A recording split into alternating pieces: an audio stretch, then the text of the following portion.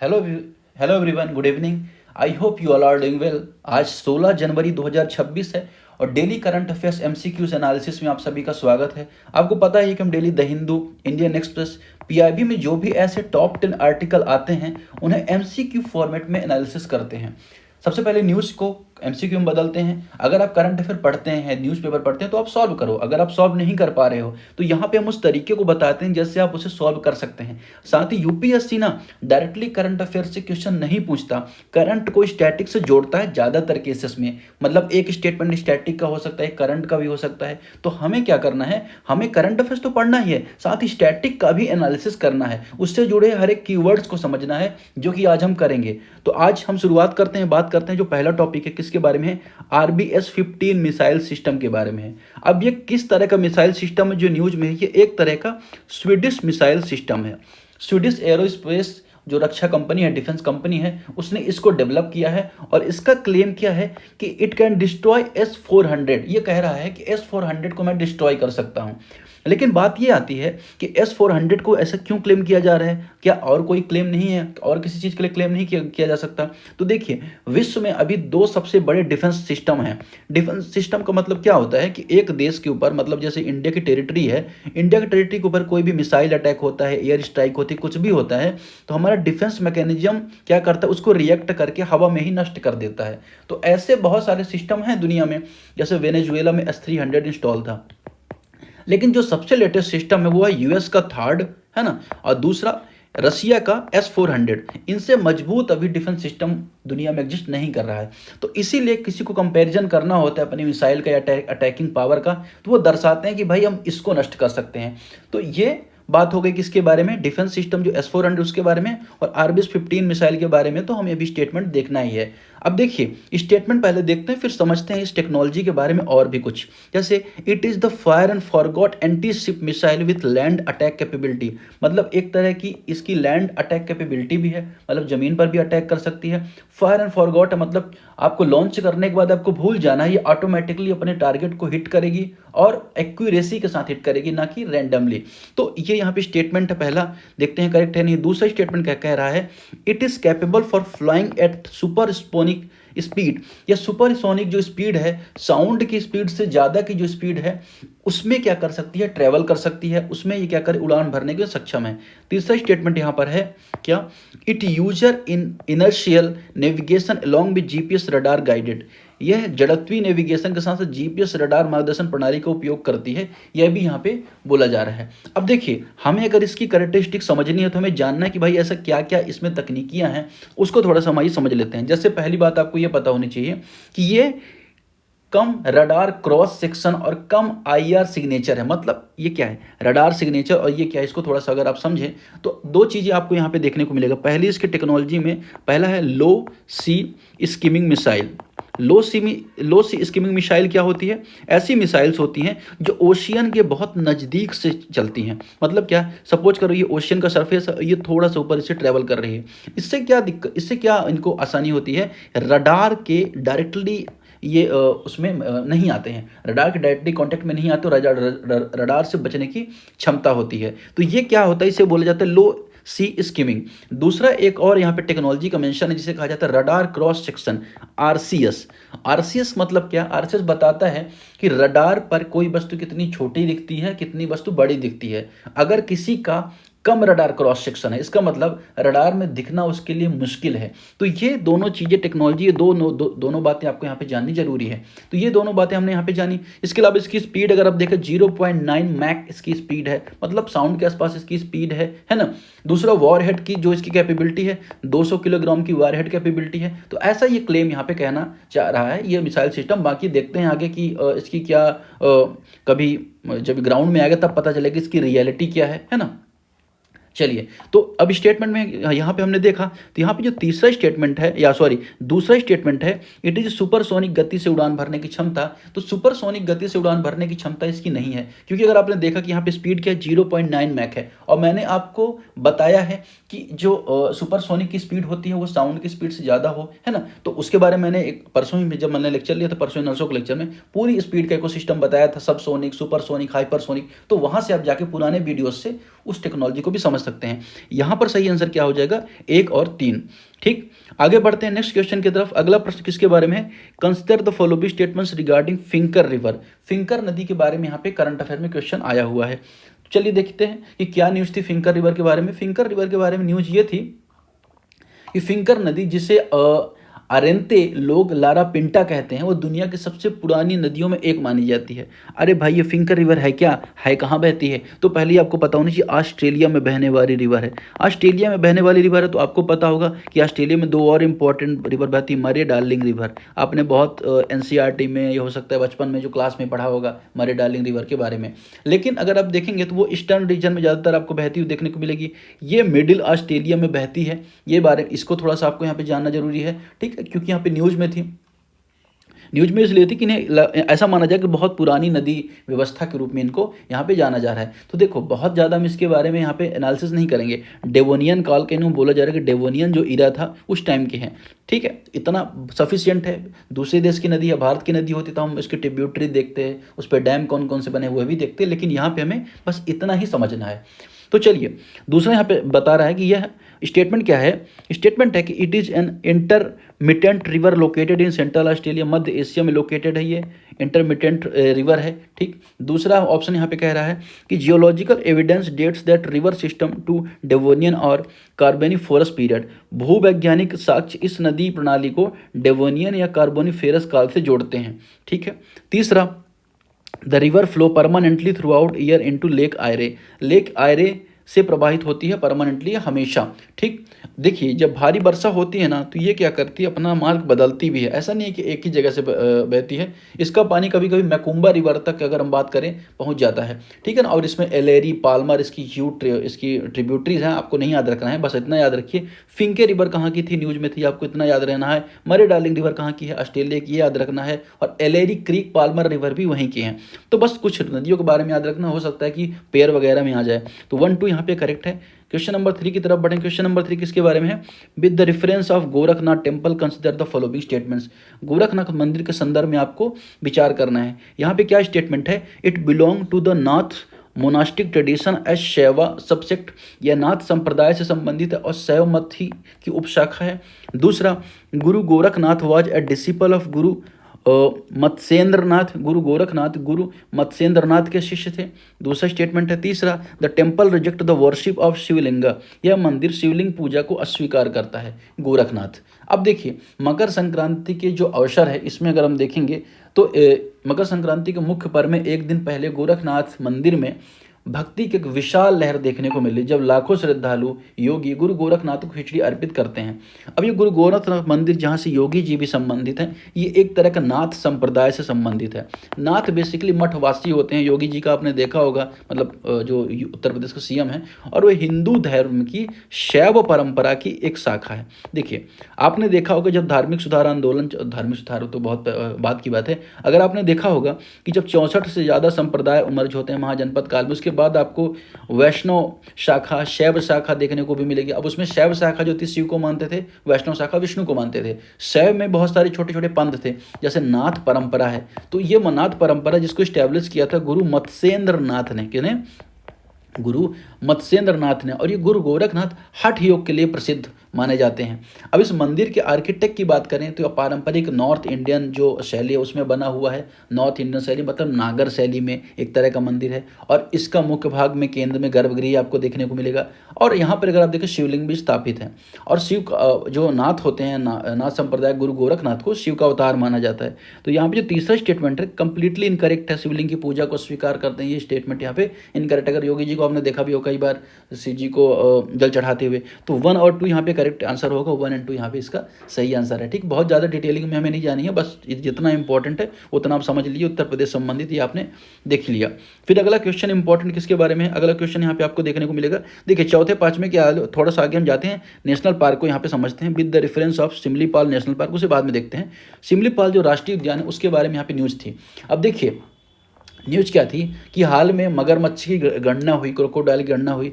आप मुझे अगर इंस्टाग्राम फॉलो करते हैं एडू डॉट दिवस, तो वहाँ पे मैं जो नए नए जीव जंतु होते हैं उनके बारे में फ़ोटो, उनकी इमेजेस डालता रहता हूँ, जिससे क्या होता है कि इंस्टाग्राम चलाते टाइम भी आपको क्या है कि कुछ इन्फॉर्मेशन चीज़ें मिलती रहती हैं। तो आप एडू डॉट दिवस सर्च कर सकते हैं। चलिए, यहाँ पे बात हो रही है कि मगरमच्छ जनगणना में ओडिशा के सिमलीपाल राष्ट्रीय उद्यान में मगरमच्छों की संख्या में वृद्धि हुई है। मतलब मगरमच्छ जिनकी संरक्षण देखने को मिल रहा है। अभी कल मैंने घड़ियाल के संबंध में आपको क्वेश्चन पूरा बताया था। घड़ियाल की पूरी इन्फॉर्मेशन मैंने आपको बताई थी, किस तरह क्रिटिकल इंडेंजर्ड, फ्रेश वाटर में रहता है, कहाँ कहाँ पे रहता है, सब कुछ मैंने बताया था। तो कल की वीडियो में आप जाके घड़ियाल के बारे में समझ सकते हैं। घड़ियाल मगरमच्छ दोनों यूपीएससी के फेवरेट ही रहते हैं। उनके बारे में अगर आप देखोगे ना, वाटर वाले स्पीसीज में, इनके बारे में, दोनों के बारे में यूपीएससी क्वेश्चन पूछ चुका है और आगे पूछ भी सकता है। तो यहाँ पे सिमलीपाल राष्ट्रीय उद्यान भी न्यूज में आ गया। सिमलीपाल राष्ट्रीय उद्यान जो कहाँ पे, उड़ीसा में है, और उड़ीसा में कहाँ पे, मयूरभंज में है। आई थिंक मैंने एक यहाँ पे इमेज भी ऐड कर रखी है। देखिए यहाँ पे मैंने मैप लगा रखा है, नेशनल पार्क ऑफ इंडिया।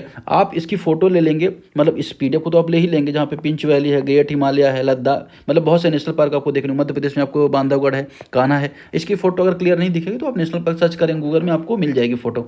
ये उड़ीसा वाले रीजन में आपको भितरकनिका और सिमलीपाल दो नेशनल पार्क आपको देखने को मिलेंगे। तो उनमें से सिमलीपाल है, जहाँ पे टाइगर की जो टाइगर की बात मैं कर रहा हूँ, मगरमच्छ की संख्या भी बढ़ी है। लेकिन यहाँ पे जो क्वेश्चन मगरमच्छ को लेके नहीं बना है, यहाँ पे क्वेश्चन बना हुआ है टाइगर रिजर्व के लेके। It is only tiger reserve in India with melanistic tiger, मतलब मेलेनिस्टिक बाघ पाए जाने वाला एकमात्र टाइगर रिजर्व है। ये स्टेटमेंट यहाँ पे कहना चाह रहा है। यहाँ पे अगर आप देखेंगे ना, तो मेलेनिस्टिक टाइगर अगर आप सर्च करेंगे तो आपको दिख जाएगा, एक ब्लैक कलर का टाइगर आपको दिखेगा, तो वो उसे मेलेनिस्टिक टाइगर बोला जा रहा है। तो यहाँ पे ऐसा बोला जा रहा है, मेलेनिस्टिक काले बाघ पाए जाते हैं। तो ये बात यहाँ पे एकदम करेक्ट है। दूसरा, it lies to the Deccan peninsular biogeographic zone, या डेक्कन पेनिनसुला में बायो जियोग्राफिक जोन में स्थित है, ये यहाँ पे बोला जा रहा है। यह भी स्टेटमेंट कहीं ना कहीं करेक्ट देखा जा रहा है। तीसरा, पार्क में सागौन टीक प्रमुख वृक्ष की प्रजाति है। तो इस पार्क में अगर देखें, या नेशनल पार्क में सागौन और टीक पाए जाते हैं, ये यहाँ पे बोला जा रहा है। ठीक, तो यहाँ पे अगर आप देखोगे, शाल के वृक्ष सबसे ज़्यादा पाए जाते हैं। तो प्रमुख वृक्ष ये सागौन नहीं बल्कि शाल है। ठीक, दूसरा अगर हम देखें तो इसमें बहुत सारे पुष्प वाले पौधे भी, आर्किड बहुत सारे पाए जाते हैं। और यहाँ पे किस तरह की वेजिटेशन देखी जाती है, ड्राई डेसिडियस, मतलब शुष्क पर्णपाती वन, मतलब ऐसे पेड़ देखे जाते हैं जो अपने पत्ते गिरा देते हैं। और उष्णकटिबंधीय अर्ध सदाबहार वन भी यहाँ पे आपको देखने को मिलेंगे। ठीक है, तो ये थोड़ा सा आपने यहाँ पे देखा। यहाँ पे दो वाटरफॉल भी हैं, जोरांडा वाटरफॉल और बरेही पानी वाटरफॉल भी है। तो ये आपको थोड़ा सा इसके बारे में अगर आप जान लिए। अब देखिए, नेशनल पार्क को लेके क्या है, आपको पता होना चाहिए कि देखिए, नेशनल पार्क को लेके, कंजर्वेशन को लेके भारत में एक्ट है, वाइल्ड लाइफ प्रोटेक्शन एक्ट 1972।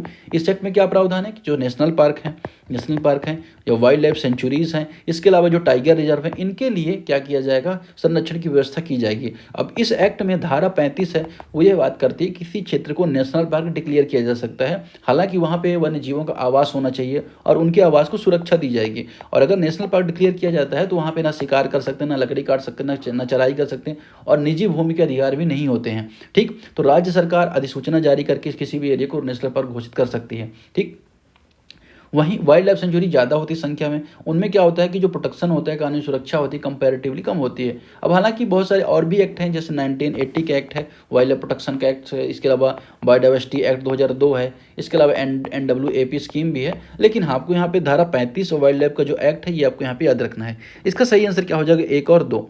चलिए आगे बढ़ते हैं, चलिए पीछे आ जाते हैं। यहाँ पे पहले ये क्वेश्चन को अटेम्प्ट कर लेते हैं। क्वेश्चन है कि with the reference of puffer fish following statement, puffer fish को ध्यान में रखते हुए आपको निम्नलिखित कथनों में से सही कथन का चुनाव करना है। हाल ही में वैज्ञानिकों ने भारत में पफर फिश पॉइजनिंग के पहले मामले की पुष्टि की है। तो अगर आप देखेंगे पफर फिश के बारे में, तो पफर फिश होता क्या और किसको नुकसान, सबसे पहले आपको ये जानना जरूरी है कि ये है क्या। तो पफर फिश एक तरह का पॉइजनिंग का मामला यहाँ पे देखा गया है पफर फिश में। अब ये होता क्या है, तो इसके लोकली इसको टोड फिश, पटका फिश, बैलून फिश, फुगू वगैरह भी बोला जाता है। लेकिन आयुषीन में अगर देखें तो आयुषीन में इसको वल्नरेबल कैटेगरी में रखा गया है। इसकी बहुत सारी प्रजातियां हैं, स्पेसीज हैं, 32 टाइप की स्पेसीज तरह की देखी जाती है पफर फिश की। लेकिन इसका मेजरली डिस्ट्रीब्यूशन आपको पश्चिमी घाट में भी देखने को मिलेगा, गंगा ब्रह्मपुत्र महानदी में भी आपको बेसिन में इसका देखने को मिलेगा। अब ये एक तरह की ओमनीवोरस होती है, सर्वाहारी होती है, मांसाहारी शाकाहारी दोनों होती है, इसका मतलब सर्वाहारी होती है। तो इसमें पफर फिश में क्या मिला है, टेट्रोडोटॉक्सिन का मामला देखा गया, TTX का मामला देखा गया, जो एक तरह का सबसे पावरफुल न्यूरोटॉक्सिन में से एक है। मतलब क्या करेगा, अगर ये हमारे शरीर में घुसा तो इससे हमारे शरीर में लकवा वगैरह की समस्या हो सकती है, या जो हमारा सांस लेने का मैकेनिज्म है वो ख़त्म हो सकता है। तो इस तरह का क्या हार्मफुल ये हो सकता है। तो यहाँ पे जो TTF है इसके TTX के मामले देखे गए हैं किसी पफर फिश में। अब अगर हम बात करेंगे, they belong to the order of टेट्रोडोस, ये टेट्रोफॉर्मिस गण से संबंधित है। पहला स्टेटमेंट है puffer fish, tetrodotoxin blocks nerve sodium channel, टेट्रो जो डॉक्सिन तंत्रिका तंत्र सोडियम चैनल को अवरुद्ध करता है, ये भी बात यहाँ पे करेक्ट है। ये क्या करता है ना कि नसों में सोडियम के जो चैनल है उनको क्या करता है, रोकता है, जिससे लकवा की समस्या हो जाती है, मृत्यु भी हो सकती है। तीसरा, बफर फिश अपने शरीर में टेट्रोडॉक्सिन का संश्लेषण स्वयं करती है। तो स्वयं नहीं करती होगी भाई, कहीं ना कहीं से इसके शरीर में आया होगा, जाहिर सी बात है। तो तीसरा स्टेटमेंट यहाँ पे ये इनकरेक्ट देखने को मिलेगा, ये स्वयं इसका विरस का निर्माण नहीं करती है। ये मुझे ऐसा लगता है कि हालांकि ये जो बैक्टीरिया वगैरह जैसे vibrio bacteria, Pseudomonas bacteria, bacillus bacteria, इनके माध्यम से पफर फिश में आता है और पफर फिश में ये समस्या देखने को जाती है। 1-2 यहाँ पे इसका करेक्ट आंसर हो जाएगा। क्वेश्चन नंबर 5 यहाँ पे देखेंगे। क्वेश्चन नंबर 5 किसके बारे में, वृंदावनी और कर्ण फ्राइज गाय की नस्लों के बारे में है। हाल में क्या हुआ कि भारत के 2 उच्च दुग्ध उत्पादक सिंथेटिक गाय की नस्लें हैं करण फ्राइज, वृंदावनी को अभी रजिस्टर किया गया है। अब अगर हम बात करें इसने किसे डेवलप किया है, जो वृंदावनी करण फ्राइज, इसको डेवलप किया NDRI ने। NDRI मतलब क्या, राष्ट्रीय डेयरी अनुसंधान संस्थान, इसने डेवलप किया करनाल ने। यह जो देसी थारपाकर गाय होती है ना, देसी थारपाकर गाय और होलिस्टीन जो सांड होते हैं उनके क्रॉस करवा के इस नस्ल को यहाँ पे डेवलप किया गया है। अब ऐसा माना जा रहा है कि 10 महीने में लगभग 3500 किलोग्राम से अधिक दूध देने में सक्षम हो जाएगी। ठीक है, साथ साथ रेजिलियंट भी रहेगी जो भी दूध उत्पादक उसको लेके। अब ये वृंदावनी है, इसे किसने, ये मैंने बताया करण फ्रेजाइल के लिए, करण फ्रेजाइल किसने डेवलप किया, करण फ्रेजाइल को NDRI ने डेवलप किया, NDRI national dairy research institute Karnal ने से डेवलप किया। वहीं अगर हम बात करें वृंदावनी के बारे में, तो वृंदावनी किसने डेवलप किया, तो वृंदावनी को डेवलप किया है ICAR, Indian council of agriculture research के अंतर्गत एक संस्था काम करती है IVRI, जिसका हेडक्वार्टर बरेली में है, मतलब भारतीय पशु चिकित्सा अनुसंधान संस्थान, ये है, इसने डेवलप किया है। इसने होस्टलिन जो फ्रेजाइल है जिसके साथ इसको क्रॉस कराया गया था, उसके अलावा जो ब्राउन स्विस है, 2 देसी हरियाणा गाय को साथ में मिलकर इसे डेवलप किया गया है। अब Indian council of agriculture and research के बारे में बात करें जो यहाँ पे इन्वॉल्व है, तो ये एक तरह का ऐसी बॉडी है जिसे डेवलप किया गया था कब, लगभग 1929 के आसपास में आई थिंक। तो पहले से imperial council of agriculture research माना जाता था, बाद में इसका नाम बदल के Indian council of agriculture and research कर दिया गया और इसको सोसाइटी एक्ट 60 के अंतर्गत रजिस्टर किया जाता है। ये एग्रीकल्चर है, चाहे हॉर्टिकल्चर है, बागवानी है, मत्स्य पालन है, फिशरीज है, इन सब के डेवलपमेंट में काम करता है और बेहतर कोऑर्डिनेशन करता है संस्थाओं के बीच, किसानों के बीच, और एक कृषि कल्याण मंत्रालय के अंतर्गत काम भी करता है। देखिए, मिनिस्ट्री ऑफ एग्रीकल्चर के अंतर्गत एक डिपार्टमेंट इसे डेयर कहा जाता है, DAR, department of agriculture research and innovation, ऐसे एजुकेशन है, तो उसके तत्वाधान में ये काम करता है। स्टेटमेंट देखेंगे तो पहला और तीसरा स्टेटमेंट यहाँ पे करेक्ट है। वृंदावनी नस्ल केवल देसी गायों का नहीं, केवल देसी गाय का फिर किस तरह का संस्करण होगा, तो यहाँ पे होल्स्टीन फ्राइजियन के साथ क्रॉस कराया गया, इससे वृंदावनी नस्ल को डेवलप किया गया। तो 1-3 यहाँ पे करेक्ट आंसर हो जाएगा। क्वेश्चन नंबर 7 देखेंगे। क्वेश्चन नंबर 7 यहाँ पे consider the following statements regarding जमा बेन लैंड है। जमा बेन लैंड के बारे में आपको स्टेटमेंट यहाँ पे बात करें। जमा शब्द का अर्थ वंशानुगत होता है। थोड़ा जल्दी जल्दी करते हैं क्योंकि बहुत टाइम आई थिंक मैंने ले लिया इधर। तो यहाँ पे अगर आप देखेंगे कि हाल में कर्नाटक सरकार ने लैंड रेवेन्यू के संबंध जो कानून है उसमें संशोधन करके जमा बने भूमि नामक सदियों पुराने जो रिकॉर्ड सिस्टम था उसमें यहाँ पे डिसीजन लिया, आधुनिक बनाने का डिसीजन ले लिया। ये जमा क्या होता था कि जमा हेरिटेटरी एक तरह की ज़मीन भूमि के बारे में बताता था। जमा बने प्रणाली कर्नाटक के रीजन में आई थिंक बहुत ज़्यादा पॉपुलर थी। ठीक, तो जमा आप वर्ड समझ लीजिए, जमा बने वो क्या है, भूमि के संबंधित है, वंशानुगत भूमि की राइट बताता है। यह कर्नाटक कोडागू जिले में पाई जाती है, the land of prevalent in Kodagu district Karnataka. Ownership record can be easily update reflect new owners. भूमियों के स्वामित्व अभिलेखों को आसानी से नए मालिकों के नाम में बदला जा सकता है। ठीक है, तो यहाँ पे इसमें सही आंसर क्या हो जाएगा, अगर आप देखेंगे तो सही आंसर हो जाएगा 1 और 2। यहाँ पे आसानी से मालिकों का नाम नहीं बदला जा सकता, इसलिए सरकार यहाँ पे कुछ नया सिस्टम यहाँ पे लेके आ रही है। सही आंसर क्या हो जाएगा 1 and 2 only. Kawal tiger reserve के बारे में, with the reference of Kawal tiger reserve consider the following statements. अब अगर आप देखें वन विभाग के अधिकारियों ने कवाल टाइगर रिजर्व में वाइल्ड लाइफ सेंसस करने की तैयारी में है। तो कवाल टाइगर रिजर्व कहाँ पे है, तो एक तो तेलंगाना में कवाल टाइगर रिजर्व है, और यहाँ पे गोदावरी नदी के किनारे स्थित है। गोदावरी नदी कहाँ से निकलती है, त्र्यंबकेश्वर से निकलती है। गोदावरी की लंबाई 1465 के आसपास है। ये दक्कन प्रायद्वीप या साउथ में बहने वाली सबसे बड़ी नदी है। लेकिन जो ये टाइगर रिजर्व है, इसको 2012 में टाइगर रिजर्व घोषित किया गया था। शहाद्री जो पर्वत रीजन है उसका पार्ट होता है ये टाइगर रिजर्व, और कावल वाइल्ड लाइफ सेंचुरी पहले हुआ करता था, इसको टाइगर रिजर्व डिक्लेयर किया गया है। तो गोदावरी और काडम रिवर के कैचमेंट एरिया में आपको देखने को मिलेगा। और अगर हम देखें तो यह तडोबा जो टाइगर रिजर्व महाराष्ट्र का, इंद्रावती छत्तीसगढ़ है, वहाँ से भी जुड़ा हुआ है। तो एक तरह देखो तो इस रीजन में आपको देखने को ये मिलेगा। तो it is located in Telangana, that is absolutely right. It lies at the southern most tip of the central India tiger landscape, central tiger landscape में दक्षिणी छोर में है, दैट इज ऑल्सो राइट। यह उष्णकटिबंधीय सदाबहार वन प्रमुख यहाँ पे पाए जाते हैं। अब वन के बारे में जो यहाँ पे बात बोली जा रही है, सदाबहार नहीं पाए जाते, आप एकदम याद रखिएगा। वेस्टर्न रीजन में ही आपको सदा दक्कन उक्कन में, मध्य प्रदेश में इधर कहीं बोला जाए ना, तो वहाँ पे एवरग्रीन फॉरेस्ट नहीं पाए जाते, ज़्यादातर आपको डेसिडुअस फॉरेस्ट ही देखने को मिलेंगे। तीसरा स्टेटमेंट एलिमिनेट हो जाएगा, 1 2 यहाँ पे करेक्ट हो जाएगा। आगे बढ़ते हैं, देखते हैं किसके बारे में यहाँ पे।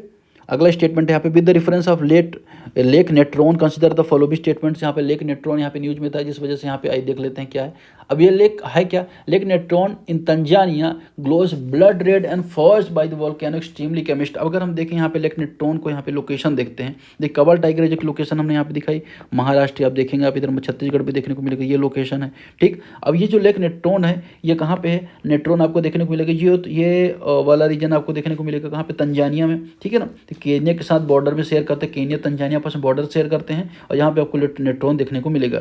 वहीं वेस्ट में अगर आप देखोगे तो लेक टंगानिका भी देखने को मिलेगी। तो अगर हम देखें ये न्यूज में आ गया, ठीक न्यूज में था, इसलिए हम थोड़ा सा यहाँ पे इसकी लोकेशन देख लिए।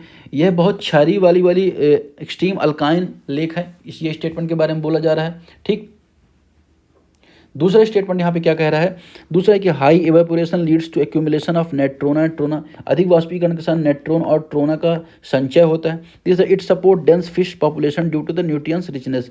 पोषक तत्व की प्रचुरता करने घनी मछलियाँ पाई जाती हैं। देखिए यही तो स्टेटमेंट में दिक्कत आ रही है, यहीं पे दिक्कत आ रही है, क्योंकि अगर आप देखेंगे तो इसका पतन हो रहा है, इस वजह से न्यूज में थी। तीसरा स्टेटमेंट इनकरेक्ट हो जाएगा, 1 2 यहाँ पे इसका करेक्ट आंसर हो जाएगा। मछलियाँ प्रचुर मात्रा में नहीं पाई जा रही, यही तो समस्या है। ठीक, लास्ट क्वेश्चन है, with the reference of Voyager 1 statement आपको यहाँ पे बताने कौन सी स्टेटमेंट करेक्ट है। अब वोएगर 1 अब के बारे में क्या बोला जा रहा है कि ये फर्स्ट ह्यूमन मेड ऑब्जेक्ट है जो रीच किया है distance of 1 light day from earth. एक प्रकाश वर्ष दिन दूर पहुंचने वाला वोएगर 1 पहला विश्व का एक वो बना है, स्पेसशिप बना है, अगर आप बोलो कि ये स्पेस जो भी आप बोलो ऑब्जेक्ट बना है। तो इसको 1977 में नासा ने लॉन्च किया गया था। इसका पर्पज़ क्या था कि जो आउटर प्लैनेट ऑब्जेक्ट्स होते हैं उनको आइडेंटिफाई करना। हमारे सोलर सिस्टम के बाहर जो चीज़ें होती हैं उनको आउटर प्लैनेट्स बोला जाता है, उनको आइडेंटिफाई करने के लिए इसको लॉन्च किया गया था। ठीक, तो अब ये क्या अभी तक लगातार ये डाटा भेजता रहा है, और इस वजह से यहाँ पे अगर आप देखो 1 लाइट ईयर डे मतलब कि तक ये दूर पहुंच चुका है। It was launch by NASA 1977, ये एब्सोल्युटली करेक्ट है। दूसरा, it is the first spacecraft Interstellar space. देखिए एक सोलर सिस्टम से जब कोई चीज़ बाहर जाती है दूसरे सोलर सिस्टम के अंदर जाती है, उसके बीच के स्पेस को इंटरस्टेलर स्पेस बोला जाता है, वहाँ पे पहुँचा है ये पहला यंत्र, वो भी बात यहाँ पे करेक्ट है। तीसरा, it discover ring around both Jupiter and Saturn. ये जुपिटर और सैटर्न के अराउंड जो रिंग है इसने इसको खोजा था। यह भी स्टेटमेंट यहाँ पे करेक्ट, आई थिंक 1 2 3 स्टेटमेंट यहाँ पे करेक्ट हो जाएगा। सारे के सारे स्टेटमेंट यहाँ पे करेक्ट हैं, 1 2 3 इज राइट। ठीक है, तो ये वोएगर 1 की यहाँ पे अगर आप देखेंगे फोटो आपको देखने को मिलेगी, यहाँ पे बहुत सारे इसके टूल्स यहाँ पे लगे हुए हैं, तो इस फोटो को भी आप यहाँ पे देख सकते हैं। Please like, share and subscribe this channel.